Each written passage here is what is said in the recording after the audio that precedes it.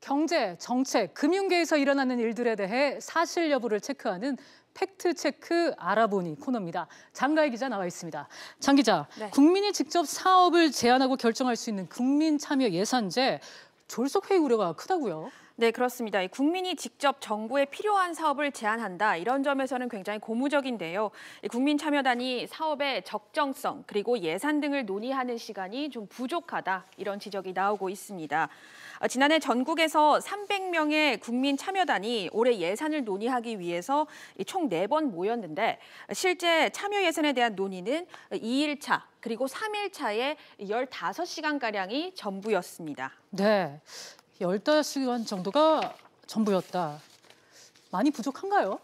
네, 이 참여 예산 제도를 통해서 올해 선정된 사업이 38개, 네. 이 예산이 총 928억 원인데요. 이 1,000억 원에 달하는 예산을 이틀간 벼랑 논의하는 것은 좀 우려스럽다 이런 반응이 그렇군요. 많습니다. 게다가 내년부터는 국민 참여 예산 범위를 좀 확대할 계획인데요.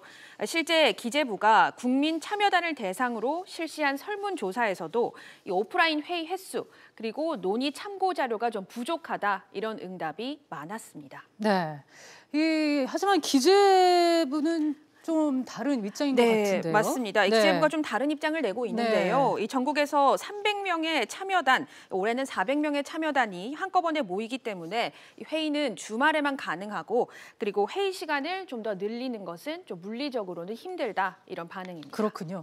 이 회의 시간 부족도 문제지만 이 참여단이 되려면 교육이 좀 제대로 이루어져야 되는데 이 부분은 어떻습니까? 네, 이 국민 참여단이 되면 국민 참여 예산제에 대한 이해를 돕는 애니메이션 상영이 있고 그리고 오프라인 교육을 통해서 총 5시간가량의 교육을 받습니다. 서울시가 운영하는 주민 참여 예산 제도는 최대 10시간 교육에 심사한 예산은 국민 참여단의 절반가량이어서 좀 비교가 되는 대목입니다. 그렇군요. 다음으로 넘어가 보겠습니다. 봉변당하는 가계동향 조사원들을 위해서 매뉴얼이 나온다고요? 네, 그렇습니다. 이 통계청이 이 가계동향 조사를 할 때 표본으로 선정된 가구를 방문해서 이 가계부를 작성하게 하는 등 참여를 유도해야 되는데요.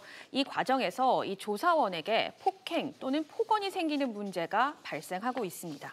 네, 이 매뉴얼을 지금 작성 중인 거면 얼마나 심각하길래 그런 건가요? 네, 이 조사원에게 왜 나의 가계부를 제출해서 이 개인 정보를 알려고 하느냐. 네, 이런 단순한 거절의 표시를 넘어서서 이제는 욕설, 성희롱, 그리고 협박까지 빈번하게 발생하고 있는데요. 이 통계법 41조를 보게 되면 통계법 41조에는 이 지정 통계 작성을 위한 응답 요구를 방해 또는 기피하거나 이 거짓으로 응답하면 100만 원 이하의 과태료를 부과할 수 있도록 되어 있습니다. 하지만 실제 가구에 대해서 과태료를 부과한 사례는 아직까지는 없습니다. 그렇군요. 이 대책은 필요해 보이긴 하는데 구체적인 내용이 공개된 게 있습니까? 네, 사실 구체적인 내용은 4월께 완성이 되는데요. 이 대략적인 방향을 좀 살펴보면 현장에서 폭언을 들었을 때 조사를 중지하겠다. 이 폭언 시 지금부터 녹음하겠다. 이렇게 주의를 고지하는 방안이 있습니다. 네, 사실 매뉴얼이라고는 하지만 소극적인 대응에 그칠 것 같다 이런 생각도 들긴 들어요. 네, 사실 아직까지 완성되지 않아서 이제 속단하기는 좀 이른데요.